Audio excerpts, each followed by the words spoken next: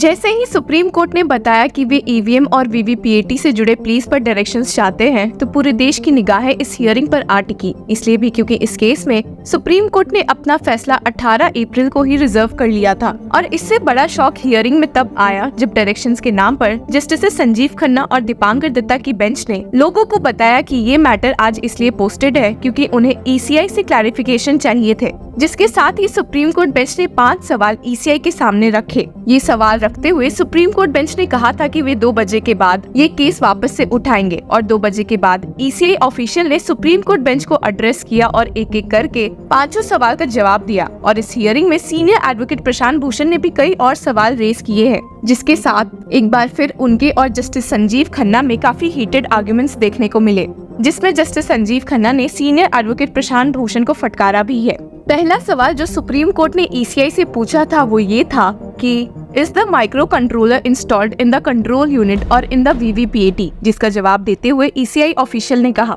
All the 3 units CU, BU, VVPAT have their own microcontrollers. These microcontrollers are housed in it. They cannot be accessed physically. The one-time program is burned into them. ये जवाब देते हुए ECI ने supreme court के एक दूसरे question को भी आंसर कर दिया है, जिसमें बेंच ने पूछा था the micro controller which is installed is it one time programmable. हालांकि यहाँ से सीनियर एडवोकेट प्रशांत भूषण ने डाउट रेज करना शुरू कर दिया। सीनियर एडवोकेट भूषण ने कहा that the processor chip in EVM is one time programmable is in doubt. लेकिन यहाँ पर जस्टिस खन्ना ने सीनियर एडवोकेट भूषण को समझाया कि ईसीआई ने इस मामले में ऑलरेडी क्लैरिफिकेशन दे दिया है। लेकिन इस बात से सीनियर एडवोकेट भूषण खुश नहीं दिखे और कहा The manufacturer in RTI reply has admitted that this chip is used. Manufacturer is one NXP company. We downloaded the characteristics of the microcontroller from the manufacturer website. इसमें ऐड करते हुए senior advocate Bhushan ने supreme court bench को समझाते हुए कहा This microcontroller has a flash memory also. So to say that his microcontroller is not reprogrammable is not correct. This is what computer experts also say. हालांकि justice Khanna ने यहाँ भूषण को समझाते हुए वापस से कहा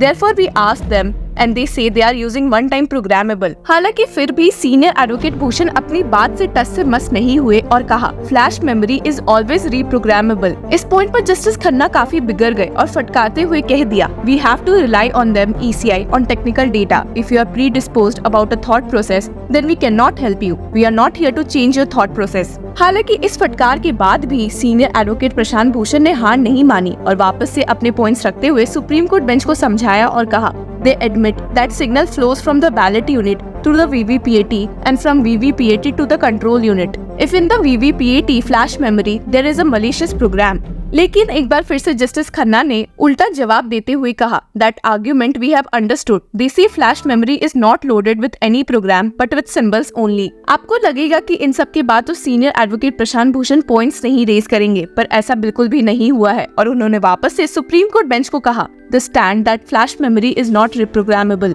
और एक बार फिर से जस्टिस खन्ना ने उन्हें समझाते हुए कहा कि इलेक्शन कमीशन ऑफ इंडिया ऐसा नहीं बोल रही है। He stated, They are not saying that. They are saying flash memory has no program and only symbols. They are storing symbols, not software. As far as microcontroller in the CU is concerned, it is agnostic. It doesn't recognize party name or candidate name. What it recognizes is the buttons on the ballot unit. Buttons in the BU are interchangeable. Manufacturer doesn't know which party is going to be allotted which button. जब senior advocate Prashant Bhushan justice Khanna के इस point से सहमत नहीं दिखे, तो justice Khanna ने एक बार फिर से दोहराते हुए कहा They are not loading any program. They are loading a symbol which is an image file. हालांकि इन सब के बावजूद भी सीनियर एडवोकेट भूषण ने कहा If a malicious program is loaded along with the symbol. इस पॉइंट तक जस्टिस खन्ना काफी परेशान हो गए थे और एक बार फिर से कहा We will take care of that. We have understood the argument. जिस पे अब उन्हें सपोर्ट करते हुए जस्टिस दीपांकर दत्ता ने भी सीनियर एडवोकेट भूषण से कहा Till date, there is no report of any such incident. We cannot control the election, Mr. Bhushan. We cannot control another constitutional authority. यहाँ पर जस्टिस दत्ता ने ऐड करते हुए कहा भी कि out of the 5% VVPATs counted, any candidate can show if there is any mismatch. इस point पर पिटिशनर्स की ओर से मौजूद सीनियर एडवोकेट संतोष पॉल ने सुप्रीम कोर्ट बेंच को कहा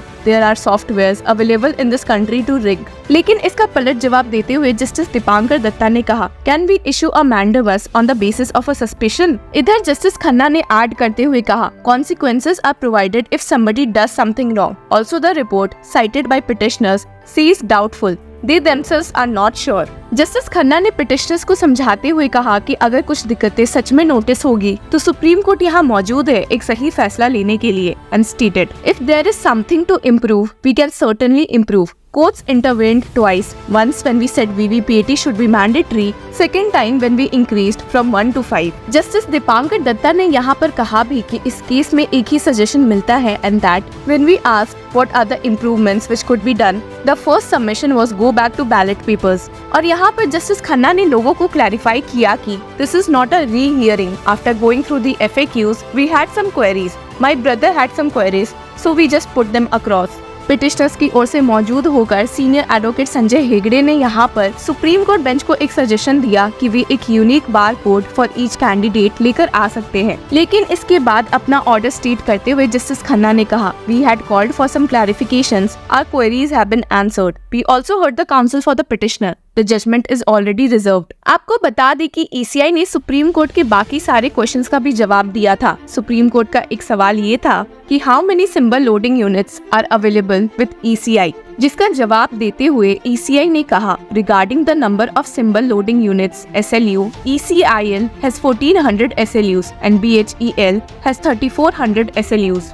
यहाँ पर एक लीगल एंगल का क्वेश्चन भी सुप्रीम कोर्ट ने रेज किया था and which was limitation period for storing the EVMs is for 30 days, but section 81 of the representation of people act says the limitation period is 45 days.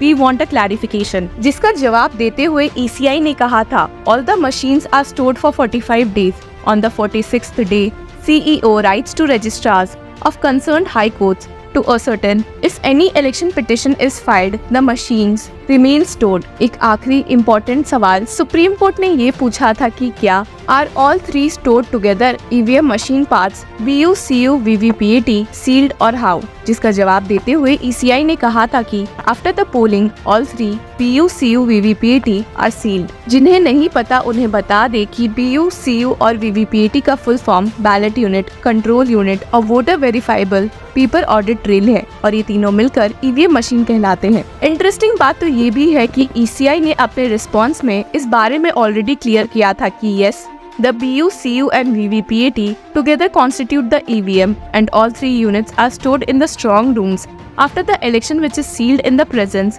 of the candidates, their agents. अब जो supreme court ने अपना फैसला reserve करने के बावजूद भी इस केस में क्वेरीज भी क्लियर कर ली है, तो देखना अब ये होगा कि ये फैसला कितना जल्दी हम सबके सामने आता है। Till then keep following law चक्रा।